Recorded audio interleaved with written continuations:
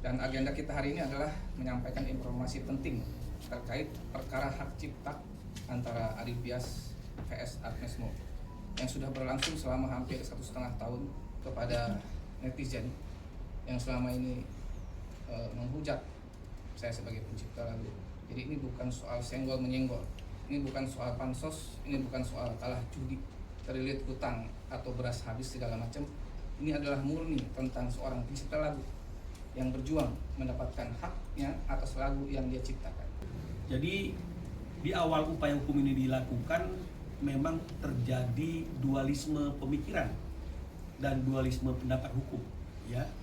Mayoritas komposer, mayoritas aktivis dunia rekaman atau live musik itu berpendapat bahwa yang bertanggung jawab untuk meminta izin penggunaan lagu kepada komposer atas live konser itu adalah IO atau penyelenggara, yang menjadi landasan pemikiran tersebut karena itu adalah kebiasaan yang dilakukan selama ini.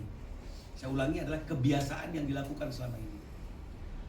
Saya berpendapat dengan tim di sini, kalau kita melihat ketentuan yang diatur oleh Undang-Undang Hak Cipta, maka yang bertanggung jawab untuk memintakan izin atas penggunaan lagu dalam live konser itu adalah penyanyinya, bukan IO.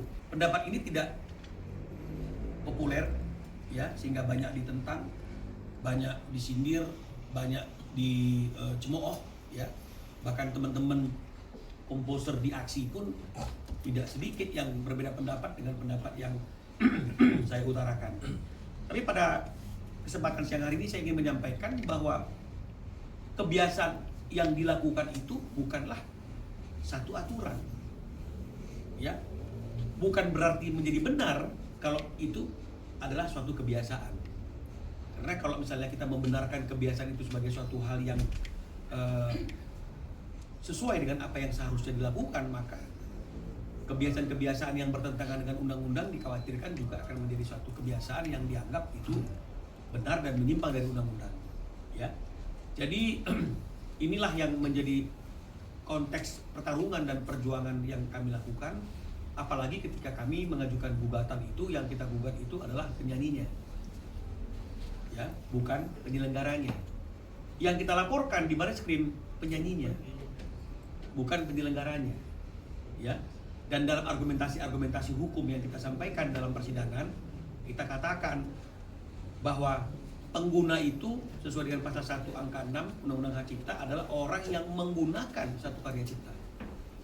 Dan kalau merujuk hal seperti itu, maka yang memang harus bertanggung jawab di luar kebiasaan yang berlaku secara undang-undang itu adalah penyanyinya, bukan penyelenggaranya atau IO-nya. Tapi intinya adalah menyatakan tergugat telah melakukan pelanggaran hak cipta karena telah menggunakan secara komersil lagu ciptaan penggugat bilang saja pada 3 konser tanpa izin penggugat selaku pencipta. Jadi tergugatnya adalah Agnes Mo, ya.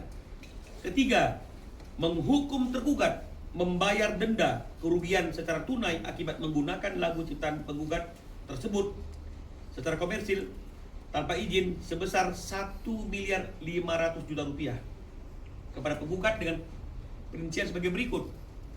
Konser tanggal 25 Mei 2023 di W Super Club Surabaya 500 juta. Konser tanggal 26 Mei 2023 di Edge Club Jakarta 500 juta. Konser tanggal 27 Mei 2023 di W Super Club Bandung 500 juta. Total 1,5 miliar.